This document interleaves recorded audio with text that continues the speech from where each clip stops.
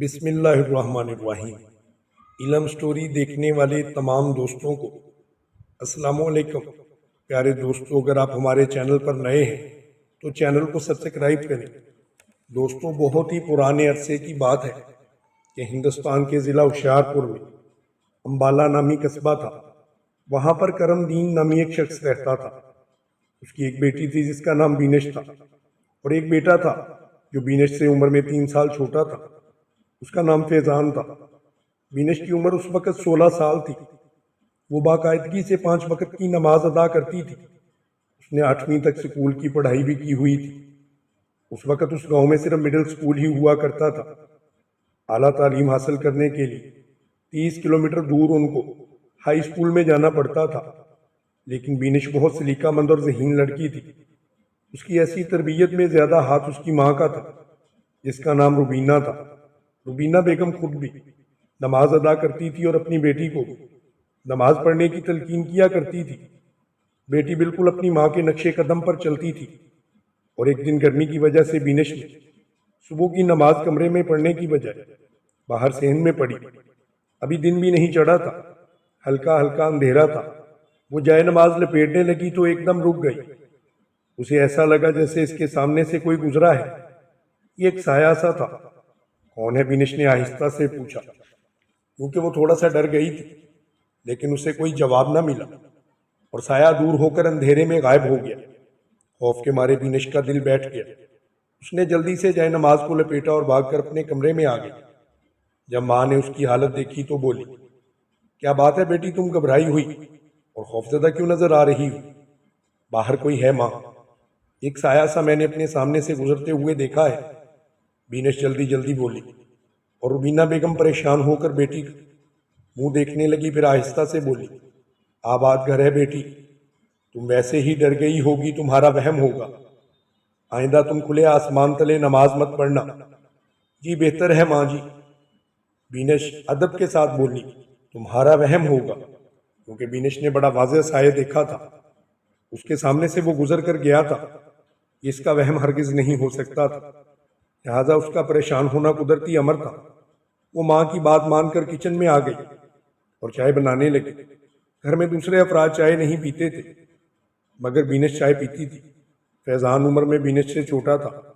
وہ مسجد میں جا کر نماز پڑھتا تھا، لیکن وہ صرف صبح کی نماز پڑھتا تھا، کیونکہ وہ مسجد میں قرآن پاک کی تعلیم حاصل کر رہا تھا۔ مسجد میں جاتے ہوئے اس نے بہن کو سلام کیا اور بولا، باجی آج تو اتوار ہے، مسجد سے فارغ ہو کر میں سیدھا گراؤنڈ میں چلا جاؤں گا، کیونکہ وہاں پر ہم نے میچ کھیلنا ہے۔ بینش نے مسکرا کر پوچھا، کیا تم بڑا ہو کر کھلاڑی بننا چاہتے ہو؟ بننا تو کسان ہی ہے، پھر یہ کھیل کیوں کھیلتے رہتے ہو؟ نہیں باجی، یہ بات نہیں، یہ تو ایک ورزش ہے، یا پھر یار دوست تعریف کرتے ہیں، پھر میں کھیلتا بھی اچھا ہوں۔ بینش مسکرائی، اور فیضان یہ کہتا ہوا ماں کو بتا دینا کہ میں گھر سے تھوڑا لیٹ آؤں گا۔ مسجد میں چلا گیا۔ بینش فیضان کے جانے کے بعد پھر سوچوں میں پڑ گئی۔ پھر احساس ہوا کہ وہ کچن میں تنہا نہیں۔ اس نے گھبرا کر چاروں طرف دیکھا اور پریشان ہو کر بولی کہ کون ہے؟ بتاؤ کون ہو تم؟ کیوں پریشان کر رہے ہو مجھے؟ لیکن اسے کوئی جواب نہ ملا، اور تب اس نے پھر دیکھا جیسے کچن کے دروازے سے کوئی سایہ سا باہر نکل رہا ہے۔ بینش کا چہرہ زرد پڑ گیا تھا۔ وہ خوفزدہ ہو گئی، سہم گئی۔ اس نے چائے کا کپ جو اس کے ہاتھ میں تھا کانپ رہا تھا ایک طرف رکھ دیا، اور بھاگتے ہوئے اپنے کمرے میں آ گئی اور چارپائی پر لیٹ گئی۔ وہ پریشان ہو گئی تھی۔ اس کا دل بہت تیزی سے دھڑک رہا تھا۔ اس کی سانس پھول گئی تھی۔ اس نے اپنے دھڑکتے دل پر دونوں ہاتھ رکھ لیے اور خوفزدہ انداز میں دروازے کی طرف دیکھ رہی تھی۔ اس کی ماں روبینہ بیگم نے اسے یہ کہہ کر تسلی دی کہ اس کا وہم ہے، لیکن یہ وہم نہیں تھا۔ دوسری بار اس نے اپنی کھلی آنکھوں سے اسے کچن کے دروازے سے باہر جاتے دیکھا تھا۔ اب یہ اس کا وہم بالکل نہیں ہو سکتا تھا۔ دوسری طرف روبینہ بیگم خود بھی پریشان ہو گئی تھی، کیونکہ بیٹی کو تو تسلی اس لیے دے دی تھی کہ وہ ڈرے نہ، لیکن بیٹی کی بات کو نظر انداز نہیں کر سکتی تھی۔ لہٰذا کچھ سوچتے ہوئے بینش کچن میں چائے بنا کر پی رہی ہوگی۔ اسے مزید تسلی دینے کے لیے کچن کی طرف چل پڑی، کیونکہ بینش اب بچی نہیں تھی، جوان ہو رہی تھی، ایسے ہی بات نہیں کر سکتی تھی، اور نہ ہی وہ بزدل قسم کی لڑکی تھی۔ اس نے سوچا کہ جا کر بیٹی سے مزید باتیں کرے اور اسے سمجھائے کہ آبادیوں میں جن بھوت نہیں ہوا کرتے، لہٰذا اپنے وہم کو دل سے نکال دو۔ لیکن کچن تو خالی پڑا تھا، بینش تو وہاں پر موجود ہی نہیں تھی۔ روبینہ نے دیکھا چائے کا کپ جس میں چائے بھری ہوئی تھی وہیں پر رکھا ہوا تھا، جس کا مطلب تھا کہ بینش نے پینے کے لیے چائے بنائی تھی اور پیتے ہوئے وہیں سے چلی گئی تھی اور وہاں پر چائے چھوڑ گئی تھی۔ اس نے اپنی پوری چائے بھی نہیں پی تھی، چائے کا کپ آدھے سے زیادہ تھا۔ روبینہ پریشان ہو اس کے کمرے کی طرف بڑھ گئی۔ جب بینش کے کمرے میں داخل ہوئی تھی، بینش کو بستر پر آلتی پالتی مارے بیٹھے دیکھا۔ اس کا وجود تنا ہوا تھا، اس کی آنکھیں چڑی ہوئی تھیں، اس کا چہرہ سرخ انگارہ ہو رہا تھا۔ اچانک وہ بولی، اے بڑھیا باہر چلی جاؤ ورنہ میں تجھے مار دوں گی۔ روبینہ کو بیٹی کی آواز میں ایک مرد کی گرجدار آواز سنائی دی، اور روبینہ پوری جان سے لرز گئی۔ اس کا رنگ سرد پڑ چکا تھا، وہ خوفزدہ نظروں سے بیٹی کو دیکھ رہی تھی، جو مردانہ آواز میں اسے حکم دے کے مسلسل گھورے جا رہی تھی۔ تب روبینہ ڈرتے ڈرتے بولی، بیٹی یہ مردانہ آواز میں بات کیوں کر رہی ہو؟ یہ تمہیں کیا ہو گیا ہے؟ تم نے سنا نہیں باہر جاؤ۔ بینش کے ہونٹوں سے خوفناک مردانہ آواز ابھری۔ روبینہ باہر کی طرف بھاگ اٹھی۔ باہر صحن میں آ کر وہ دل پر ہاتھ رکھ کر بیٹھ گئی۔ اس کا خاوند کرم دین کھیتوں میں جا چکا تھا، اس کی واپسی تو شام کو ہونا تھی۔ روبینہ کی عقل کام کرنا چھوڑ گئی، اس کی عقل میں نہیں آ رہا تھا کہ وہ اپنی بیٹی کے ساتھ کیا کرے۔ روبینہ کی آنکھوں سے مسلسل آنسو نکلے جا رہے تھے۔ کبھی وہ سوچتی کہ کھیتوں میں اپنے خاوند کے پاس چلی جائے، پھر خیال آتا کہ بیٹی کو اس حالت میں چھوڑ کے کیسے جا سکتی ہے؟ اگر اس کے جانے کے بعد اس کی بیٹی کو کچھ ہو جائے تو وہ کیا کرے گی؟ روبینہ ایک دفعہ پھر اپنی بیٹی کے کمرے کی طرف جاتی ہے۔ روبینہ آہستہ آہستہ کمرے کی طرف بڑھ رہی ہوتی ہے کہ اچانک اسے بیٹی کے ہنسنے کی آواز سنائی دیتی ہے۔ اس آواز میں بھی روبینہ کو ایک مرد ہنسنے کی آواز سنائی دے رہی تھی۔ روبینہ بہت گھبرا گئی، لیکن وہ کمرے کی طرف مسلسل بڑھے جا رہی تھی، اور جب کمرے کے دروازے پر جا کر کھڑی ہوئی تو کیا دیکھتی ہے کہ اس کی بیٹی کے بال بکھرے ہوئے ہیں، آنکھیں بہت ڈراؤنی اور چہرے پر بہت زیادہ غصہ دکھائی دے رہا ہے۔ پھر بینش دوبارہ چلا اٹھتی ہے اور روبینہ سے کہتی ہے کہ بڑھیا تو پھر دوبارہ آ گئی ہے، لگتا ہے تجھے اپنی بیٹی کی زندگی پیاری نہیں ہے۔ میں تمہیں پھر دوبارہ کہتا ہوں کہ یہاں سے بھاگ جاؤ، ورنہ تیری بیٹی کا وہ حشر کروں گا کہ تو اسے دیکھ بھی نہیں پائے گی۔ روبینہ کی تو جیسے چیخ نکلتے نکلتے رک جاتی ہے، وہ اپنے منہ پر ہاتھ رکھ واپس صحن میں آ جاتی ہے۔ روبینہ کی سانس بہت پھولی ہوئی تھی، اس کے حلق سے آواز بھی باہر نہیں آ رہی تھی۔ روبینہ اس قدر خوفزدہ ہو گئی تھی کہ اس کی سمجھ میں اب کچھ نہیں آ رہا تھا کہ وہ کیا کرے، وہ اپنی اس مصیبت کو کس کے سامنے بیان کرے۔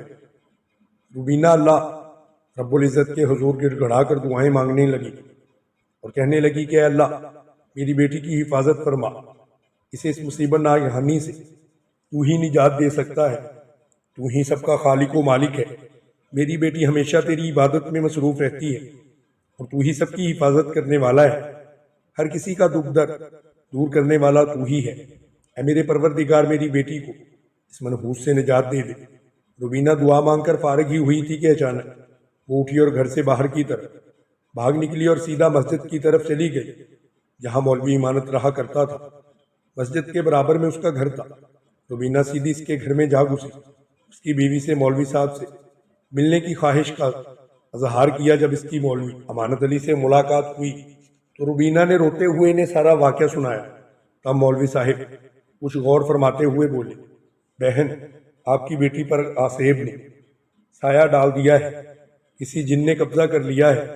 روبینہ رونے لگ جاتی ہے، مولوی صاحب سے کہتی ہے کہ آپ ہی بتائیں کہ اس کا کیا علاج ہو سکتا ہے اور کس طرح سے چھٹکارا حاصل ہوگا، میری تو سمجھ میں کچھ بھی نہیں آ رہا۔ مولوی صاحب روبینہ کو دلاسا دیتے ہیں اور کہتے ہیں کہ بہن آپ گھبرائیں مت، اسی گاؤں میں ایک بزرگ ہستی جن کا نام نور دین ہے، وہ جنوں بھوتوں پر قابو جانے کا عمل جانتے ہیں، کیونکہ یہ کام میرے بس کا نہیں ہے، میں تو سیدھا سادہ انسان ہوں، نماز پڑھاتا ہوں، اللہ توبہ کرتا ہوں، لہٰذا تم انسان کے پاس چلی جاؤ جس کا میں نے آپ سے ذکر کیا ہے۔ پھر مولوی کو نہ جانے کیا ترس آیا، وہ خود ان کے ساتھ ہی بزرگ کی طرف روانہ ہو گیا۔ سلام کرنے کے بعد کہا کہ سرکار، یہ اپنے گاؤں کی اپنی ہی ایک بیٹی ہے، ماں بیٹی 5 وقت کی نماز ادا کرتی ہیں، یہ ایک نیک عورت ہے، ان کی بیٹی پر آصیب کا سایہ ہے، آج ہی واقع ہوا ہے، میرے پاس آئی تھی لیکن میرے بس میں کیونکہ کچھ نہیں، اس لیے میں نے آپ کی طرف حاضری دی، آپ ہی مدد فرما دیں۔ بزرگ چند لمحوں تک روبینہ کو دیکھتے رہے۔ سفید لباس، سفید داڑھی اور سفیدی تسبیح لیے ہوئے تھے، ان کا چہرہ بڑا نورانی تھا، اور نورانی ہونے کے ساتھ ساتھ ان کے چہرے پر بہت ہی خوبصورتی جھلک رہی تھی۔ انہوں نے آنکھیں بند کر لی اور کچھ ہی دیر بعد آنکھیں کھول کر بولے کہ میں سمجھ چکا ہوں، وہ گاؤں میں نیا آیا ہے اور شرارتی قسم کا ہے، دھاگا دم کر کے دیتے ہیں، اس دھاگے کو جا کے بیٹی کے گلے میں ڈال دینا، پھر زیادہ تنگ نہیں کرے گا، بس گھبراؤ نہیں، اور بیٹی کو سمجھا دینا کہ ہر لحاظ سے احتیاط کرے، شام مغرب کے بعد اسے ہمارے پاس لانا، خدا بہتر کرے گا، پریشان مت ہو۔ اتنا کہہ کے نور دین بابا نے دھاگا دم کر کے روبینہ کو دے دیا۔ انہوں نے اس دھاگے پر چند پرانی آیات پڑھنے کے بعد پھونک ماری تھی اور بولے کہ اس دھاگے کو بیٹی کے گلے میں ڈال دینا، اسے کہنا کہ ہر نماز کے بعد درود شریف کثرت سے پڑھا کرے، خدا کی رحمت پر یقین رکھے، ہم بھی کوشش کریں گے کہ بچی کو وہ تنگ نہ کرے۔ روبینہ نے دھاگا لے لیا اور اسے اپنے دوپٹے کے پلو سے باندھ کر روتی آنکھوں کے ساتھ بزرگ کا شکریہ ادا کیا اور مولوی صاحب کے ساتھ واپس لوٹ آئے۔ روبینہ جب گھر پہنچی تو بیٹی کو کچن میں کام کرتے دیکھا، جو برتن دھو رہی تھی اور بالکل درست حالت میں تھی۔ روبینہ نے بیٹی کو سینے سے لگا لیا اور بولی کہ تم ٹھیک ہو نا؟ مجھے کیا ہوا؟ پھر اماں، گھر اتنی صبح کہاں چلی گئی تھی؟ میں تو پریشان ہو گئی تھی، شاید نماز کے بعد میری آنکھ لگ گئی تھی، اس لیے مجھے پتہ ہی نہیں چلا کہ آپ کس وقت چلی گئی ہیں، کچھ دیر کے لیے میں سو گئی تھی۔ روبینہ نے پھر ایک بار بیٹی کو اپنے سینے سے لگا کے اس کا منہ چوما اور بولی، یہ دھاگا لو اور اپنے گلے میں ڈال لو۔ یہ کہاں سے لائی ہو؟ ایک بزرگ ہے، انہوں نے دیا ہے، اگر کسی پر کوئی سایہ آ جائے یا کسی آسیب کا شکار ہو جائے تو اس دھاگے میں اس کے لیے شفا ہے۔ بینش ماں کی بات سن کر حیرت میں مبتلا ہو گئی اور بولی، لیکن ماں مجھے کیا ہوا ہے؟ نماز پڑھتے وقت ایک سایہ دیکھا تھا، اس سے ڈر گئی تھی۔ اتنا کہہ کر وہ اپنے ذہن پر زور ڈال کر کچھ سوچنے لگی، لیکن اسے کچھ بھی یاد نہ آیا۔ روبینہ نے دھاگا اس کے گلے میں ڈال دیا اور محبت سے بولی، بیٹا تم پر کسی جن کا سایہ پڑ گیا ہے، تم آسیب زدہ ہو گئی ہو، یہ دھاگا دینے والے بزرگ نے بتایا ہے، وہ فرما رہے تھے کہ تمہیں تنگ کر رہا ہے، اس سے نمٹ لیں گے۔ اب انہوں نے یہ بھی فرمایا ہے کہ نماز کے بعد تم نے درود شریف بہت زیادہ پڑھنا ہے، خدا بہتر کرے گا۔ بینش نے گہری سانس لی اور بولی، مجھے تو بس اتنا یاد ہے کہ نماز پڑھتے وقت جب اڑنے لگی تو میں ڈر گئی تھی، ایسا لگا تھا جیسے کوئی سایہ سا سامنے سے گزرا ہو، اس لیے میں نے آپ کو بتایا تھا۔ پھر آپ نے مجھے تسلی دی، میں کچن میں چائے بنانے گئی، وہ سایہ مجھے چائے پینے کے دوران بھی نظر آیا، میں ڈر کر کمرے میں آ گئی، بس اپنے بستر پر لیٹ گئی، اس کے بعد مجھے کچھ یاد نہیں، شاید میں سو گئی تھی، آپ نے مجھے تسلی دی، یہ میرا وہم ہوگا۔ روبینہ نے پھر ایک بار بیٹی کو پیار کیا اور بولی، کوئی بات نہیں، اب تمہیں یہ جن زیادہ تنگ نہیں کرے گا، مغرب کی نماز پڑھنے کے بعد ہم دونوں ماں بیٹی اس نیک بزرگ نور دین صاحب کے پاس جائیں گے، کیونکہ انہوں نے بلوایا ہے۔ تب بینش نے سر ہلا دیا۔ دوپہر کو جب روبینہ کا خاوند کرم دین گھر واپس آیا تو بیوی نے اپنے شوہر کو گھر میں ہونے والے تمام حالات سے باخبر کیا۔ بینش کا باپ پریشان ہو گیا، بیوی نے شوہر کو بہت زیادہ پریشان دیکھا تو بولی، پریشان ہونے کی ضرورت نہیں ہے، مولوی امانت علی نے جس نے ایک بزرگ کا پتہ بتایا ہے اور ساتھ لے گیا، وہ بہت پہنچے ہوئے بزرگ ہیں، وہ اللہ والے ہیں، انہوں نے تسلی دی ہے کہ وہ خود سنبھال لیں گے، کیونکہ آپ کی بیٹی آسیب زدہ ہو گئی ہے، کوئی ہوائی شے اس پر قبضہ کر بیٹھی ہے، وہ خدا کے فضل سے سب کچھ ٹھیک کر دیں گے۔ ایک باپ اپنی جوان بیٹی کے بارے میں اس قدر خوفناک باتیں سن کر پریشان ہو چکا تھا، اسے احساس ہوا کہ اس کی بیوی نے اس قدر بیٹی کے لیے بھاگ دوڑ کی ہے۔ وہ کھیتوں میں صرف کام کرتا رہا، اسے اپنی بیٹی پر بڑا پیار آیا اور سوچا کہ اس کے کمرے میں جا کر اسے دیکھے اور سینے سے لگا، لیکن پھر یہ سوچ کر اس کے پاس نہیں گیا کہ بیٹی باپ کی ہمدردی پا کر دل کو چھوٹا نہ کرے، لہٰذا اس نے اپنے دل کو پتھر رکھ کر اپنے رب سے دعا مانگی کہ اے اللہ ہمیں اس مصیبت سے نجات دلا اور ہمارے حق میں وہی فرما جو بہتر ہے۔ تو ہی سب سے زیادہ رزق دینے والا، عزت دینے والا اور شفا دینے والا ہے۔ بینش کا باپ جب بیٹی کے کمرے میں اپنی بیوی کے ساتھ گیا تو وہ بے خبر سو رہی تھی اور دونوں میاں بیوی واپس آ گئے۔ تب روبینہ کا شوہر بولا، کیونکہ بزرگ سے پوچھا نہیں ہے اس لیے آپ نہ جانا۔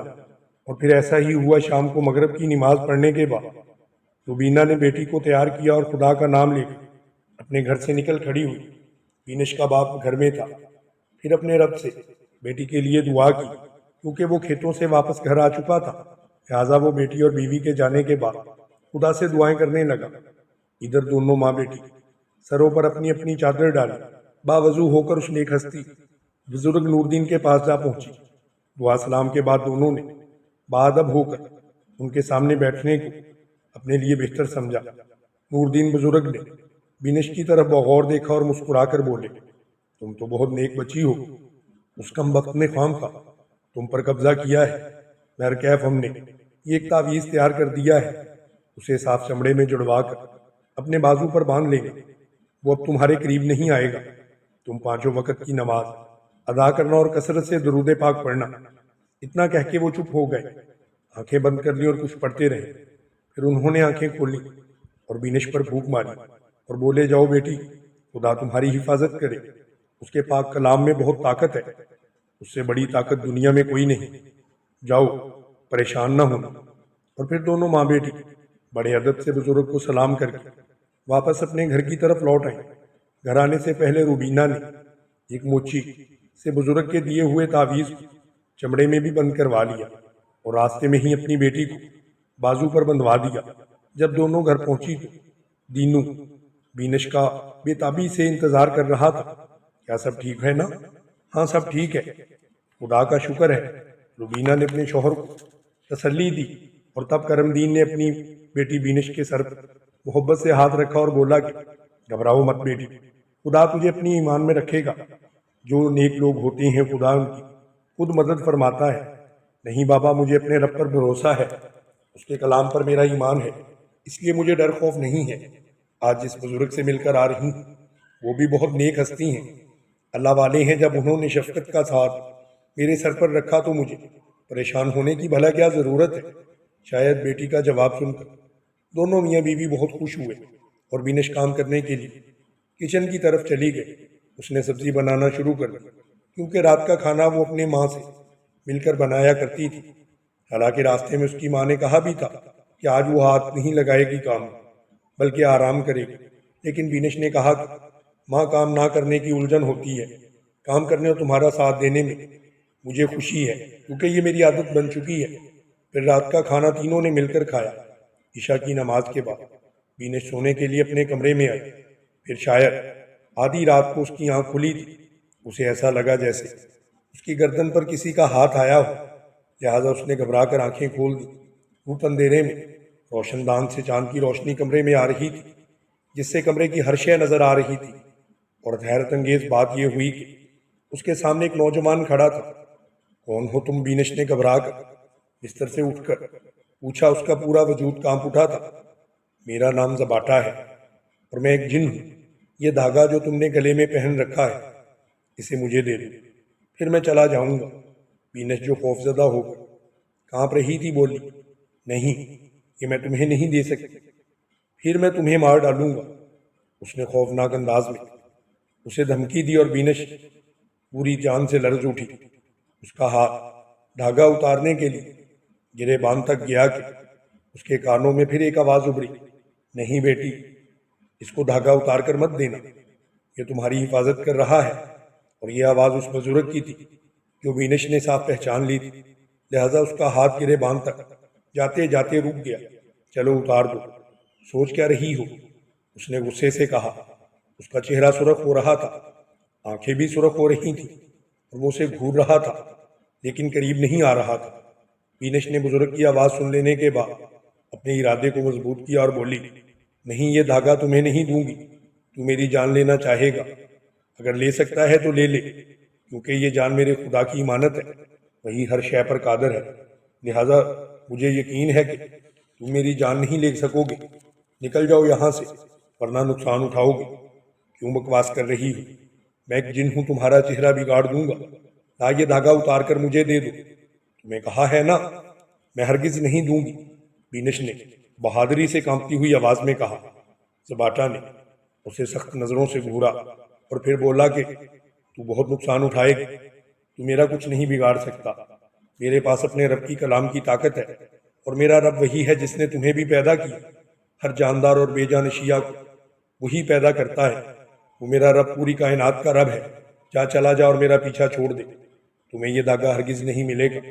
زباٹا نے اسے گھورتے ہوئے وہاں سے جانا ہی اپنے لیے مناسب سمجھا۔ اس کے بعد بینش نے گہری سانس لی۔ وہ سمجھ گئی کہ جن اس سے شکست کھا چکا ہے اور سمجھ گیا ہے کہ اس کی یہاں پر دال نہیں گلنے والی۔ اس نے اپنے گھر والوں کو نہیں اٹھایا۔ اسے بزرگ کے الفاظ یاد آ رہے تھے جو انہوں نے کہے تھے کہ بیٹی دھاگا مت دینا، کیونکہ یہی دھاگا جس پر اللہ کی کلام ہے تمہاری حفاظت کر رہا ہے۔ بینش مسکرا گئی۔ وہ سمجھ گئی کہ پاک کلام نے اسے اس دن سے بچا لیا ہے اور وہ ہمیشہ کے لیے وہاں سے جا چکا ہے۔